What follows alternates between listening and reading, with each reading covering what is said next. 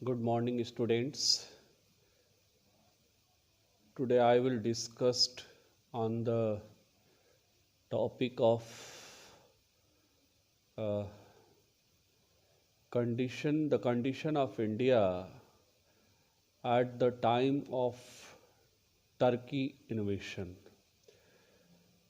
in 11th and 12th century. 11वीं और 12वीं शताब्दी में जब तुर्कों ने भारत पर आक्रमण किया, उस समय भारत की क्या कंडीशंस थी, क्या दशा थी, यह हमारे यूनिट फर्स्ट का पहला टॉपिक है. This is very important topic in unit first. We know I have already discussed कि हमने पहले ही आपसे डिस्कस कर लिया है कि इस्लाम का उदय कैसे हुआ और इस्लाम जो है इंडिया में जब आया तो उसका इम्पैक्ट क्या पड़ा. ये सारी चीज़ें हमने आपसे डिस्कस करी हैं. But today I will only focused on condition of India at the time of Turkey invasion. Okay, आज हम लोग केवल तुर्कों के आक्रमण के समय भारत की क्या स्थिति थी with special reference to political, social and economic condition, विशेष रूप से राजनीतिक, सामाजिक और आर्थिक परिदृश्य में, सिनारियों में हम लोग डिस्कस करेंगे.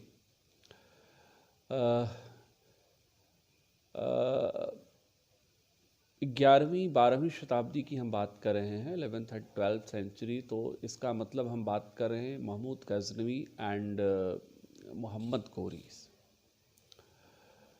Mahmud Ghazni who was the ruler of Ghazni situated in Central Asia.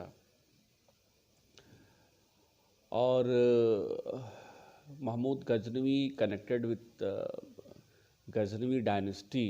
Mahmood Ghazni का शासक था जो मध्य एशिया से संबंधित था और यह गजनवी वंश से का शासक था.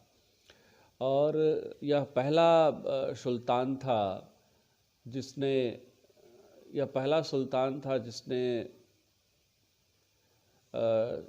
पहला ऐसा शासक था जिसने सुल्तान की उपाधि धारण करी थी जब उसने सिस्तान के राजा खलफ बिन मोहम्मद को पराजित किया था.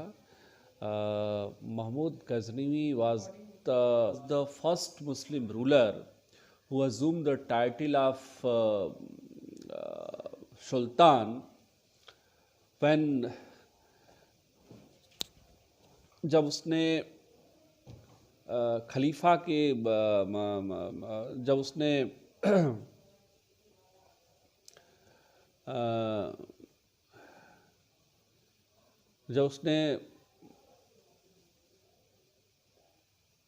महमूद गजनवी ने सुल्तान की उपाधि धारण करी थी खलफ बिन मोहम्मद को पराजित करके.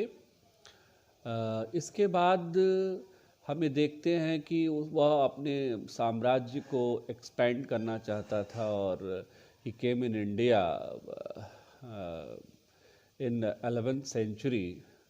11वीं शताब्दी में वह भारत आता है और उसका पहला जो आक्रमण होता है वह आपका हिंदुशाही डायनेस्टी के खिलाफ होता है 1000 AD में. और पूरा आक्रमण का जो उसका पीरियड है वह 1000 से लेकर के 1027 तक AD तक है. यानी कि इस दौरान उसने 17 बार भारत पर अटैक किया था. और उसका पहला जो आक्रमण था वह हिंदुशाही वंश के राजा के खिलाफ था, जयपाल, जिसमें वह पराजित हुआ था 1000 ईस्वी में. और उसने बाद में उसे पकड़ करके महमूद गजनवी ले गया था. लेकिन वह बहुत ही अपने आप को अपमानित महसूस करता है और उसकी आत्महत्या कर लेता है. फाइनली। तो उसके बाद उसने मुल्तान पर, कालिंजर पर, ग्वालियर पर तमाम अटैक किए और उसका फाइनली जो बहुत ही जो इतिहास में प्रसिद्ध आक्रमण माना जाता है वह 1025-26 ईस्वी में गुजरात का सोमनाथ जो मंदिर है, जो सोमनाथ मंदिर पर उसका आक्रमण माना जाता है, जिसको उसने धन की प्राप्ति के लिए ऐसा माना जाता है कि अटैक किया था और उस पर उसको डिस्ट्रॉय करा दिया था। और उसके बाद the last attack in India, Bharat में उसका अंतिम आक्रमण था महमूद गजनवी का, वह था जाटों के खिलाफ 1027 में। देन 1030 में उसकी डेथ हो जाती है। तो कहने का मतलब ये है कि बट he did not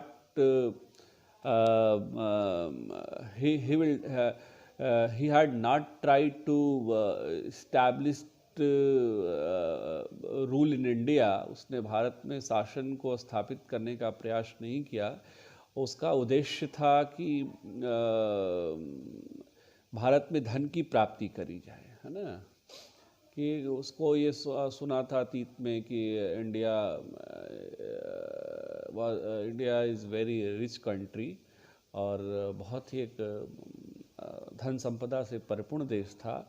तो कहने का मेरा आशय सिर्फ ये है कि महमूद गजनवी जो तुर्क था, उसने भारत पर जो आक्रमण किया 1000 से लेकर के 1027 ईस्वी तक के बीच में जो 17 बार अटैक किया, जिसमें उसने सफलता तो प्राप्त करी, लेकिन भारत पर मुस्लिम सत्ता को स्थापित करने में वो सफल नहीं हो पाया था। हालांकि उसका वह वापस लौट गया था, काफ़ी भारत से लूटपाट करी थी और धन संपदा प्राप्त करी थी। इसके बाद से तुर्कों ने कोई आक्रमण नहीं किया इंडिया में। 148 ईयर्स, मोर देन 148 ईयर्स के बाद मोहम्मद बिन साम गोरी, मोहम्मद गोरी जिसको हम लोग सामान्य तौर पर जानते हैं, he was the ruler of Gor situated in Central Asia, और he was connected in संसमनी डायनेस्टी, जो संसमनी वंश से संबंधित था। और उसने फिर इंडिया पर अटैक किया। He came in India in 1175 and he attack against Multan. Multan के खिलाफ उसने 1175 ईस्वी में भारत पर आक्रमण किया था। और उसके बाद से जो इंडिया में जो सबसे ज़्यादा फेमस कहते हैं कि युद्ध था, तराइन का जो युद्ध था, तराइन का युद्ध जो 1191 और 1192 ईस्वी में लड़ा गया था। तराइन का प्रथम युद्ध, तराइन का द्वितीय युद्ध। तराइन का प्रथम युद्ध जो first battle of Tarain in 1191 AD, who fought between Muhammad Ghori and Prithviraj Chauhan. Prithviraj Chauhan was the ruler of Ajmer, and he was connected Chauhan dynasty.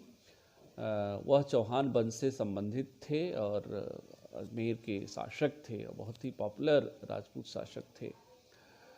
और इसमें इस युद्ध में उन्होंने फर्स्ट बैटल ऑफ तराइन में उन्होंने विजय प्राप्त किया था। But Mohammad Ghori attack in second battle of Tarain who fought between again Muhammad Ghori and Prithviraj Chauhan, but Muhammad Ghori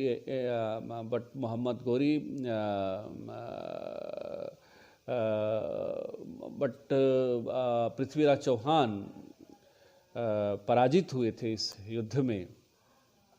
और यह युद्ध ही अपने आप में निर्णायक साबित हुआ, क्योंकि इसके बाद जैसा कि ताराचंद या अन्य हिस्टोरियंस लिखते हैं कि तराइन के द्वितीय युद्ध ने यह फैसला कर दिया कि भारत पर तुर्की सत्ता का मार्ग, शासन का स्थापित करने का मार्ग तराइन के द्वितीय युद्ध ने प्रशस्त कर दिया था।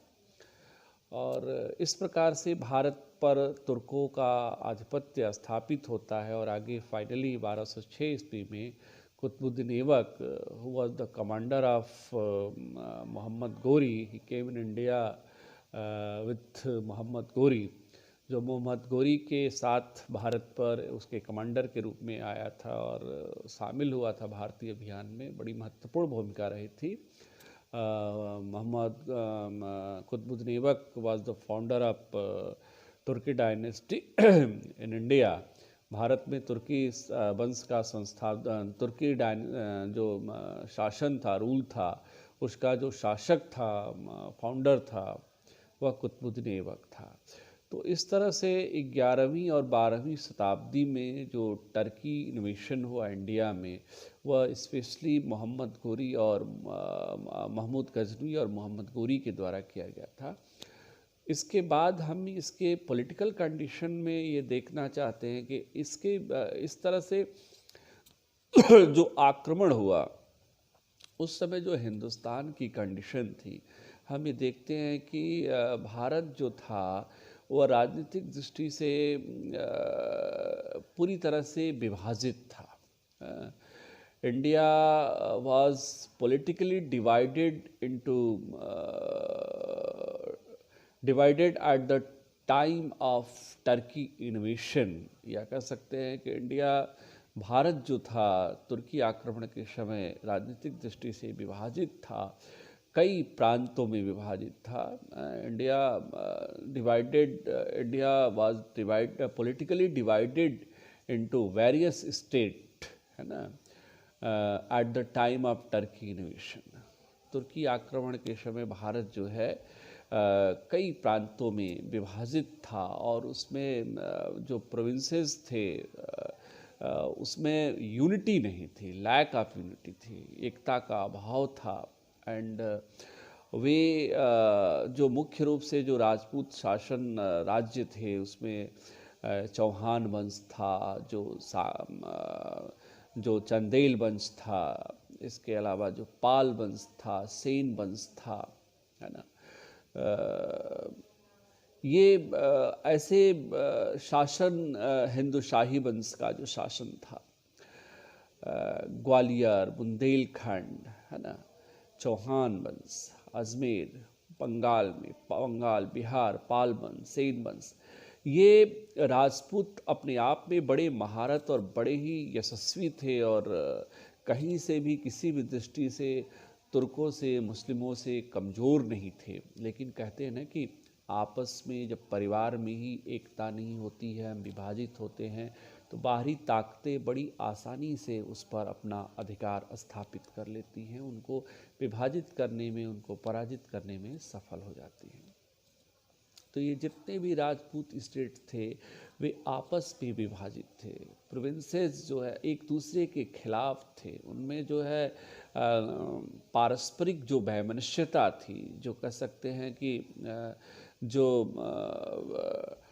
एक प्रकार का डिसहार्मनी थे उनके बीच में, है ना, जो वैमनस्यता थी।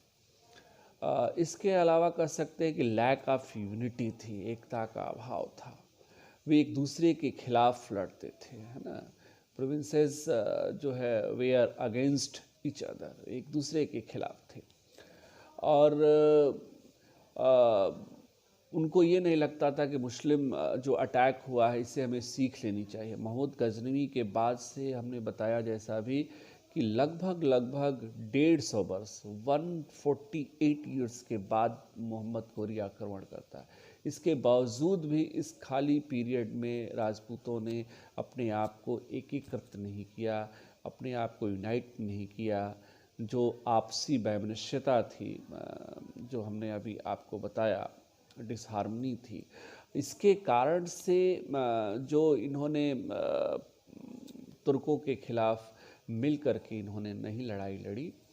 इसके अलावा जो हम ये देखते हैं कि जो पॉलिटिकल दृष्टि से कि जो स्टेट था, जो प्रोविंसेस तो विभाजित थे ही, प्रोविंसेस के समानांतर जो है, जो एक प्रकार का जो सामंत, जो फ्यूडलिज्म, जो सामंतवाद था, जिसमें सामंत क्लास जो था, फ्यूडल क्लास था, वो प्रभावी हो गया था। उनकी अपनी लैंड थी, अपनी सेना थी, अपनी पुलिस थे। तो और मुख्य जो राज्य का जो उच्च प्रशासनिक जो पद था, एडमिनिस्ट्रेटिव जो पोस्ट थी, उन पर एक तरीके से उनका एकाधिकार था। कह सकते हैं the feudal class had a monopoly on the higher administrative post of the states, which reduced the power of the king. राज्य के जो उच्च प्रशासनिक पद थे, उन पर इनका एकाधिकार था, जिसके कारण राजा की शक्ति क्या थी, वो शिथिल हो गई थी। और ये सामंत जो थे, ये जो राज्य की मैंने बात की, राज्य जो विभाजित थे, राज्य ही विभाजित नहीं थे। ये सामंत जो आए, ये जागीर के कारण आए, जागीरदार बन गए, जो लैंडलॉर्ड जिसको कहते हैं। यह कई जो राज्य थे वे कई जागीरों में विभाजित थे। Provinces were divided into jagirs, है ना। और इन जागीर का जो स्वामी था वह सामंत होता था, जिसके पास अपनी लैंड थी, जिसके पास अपनी सेना थी, उसे राजठाट थे, अपना प्रशासनिक तंत्र था। ये प्रशासन पर पूरा कब्जा कर लिए थे, जिससे राजा की शक्ति क्या हो गई थी, छीड़ हो गई थी। तो एक प्रकार का ये जो राजनीतिक जो हम देखते हैं कि परिदृश्य है, जो राजनीतिक कंडीशन है तुर्की आक्रमण के समय, वह पूरी तरह से विखंडित है, विभाजित है। आपस में पूरा ये नॉर्थ इंडिया का जो बेल्ट है, राजपूताना जिसको बोलते हैं, उनमें लैक ऑफ यूनिटी है, उनमें लैक ऑफ हार्मनी है।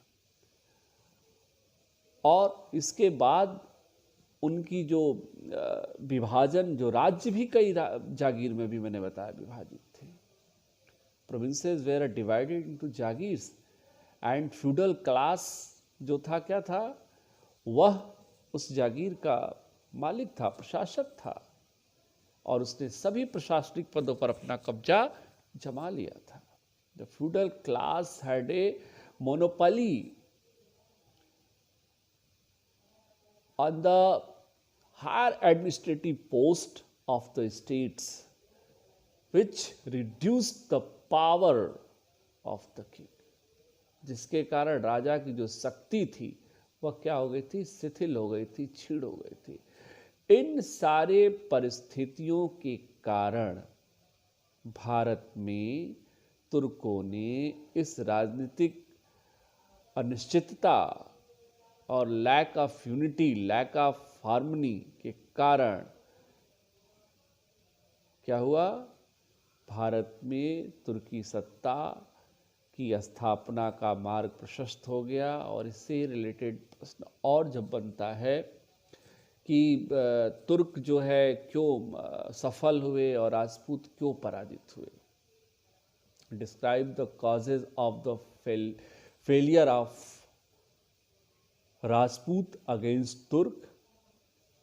Describe the causes of the success of Turk against Rajput. तुर्कों के राजपूतों के विरुद्ध सफलता के क्या कारण थे, या फिर राजपूतों की तुर्कों के विरुद्ध असफलता के क्या कारण थे।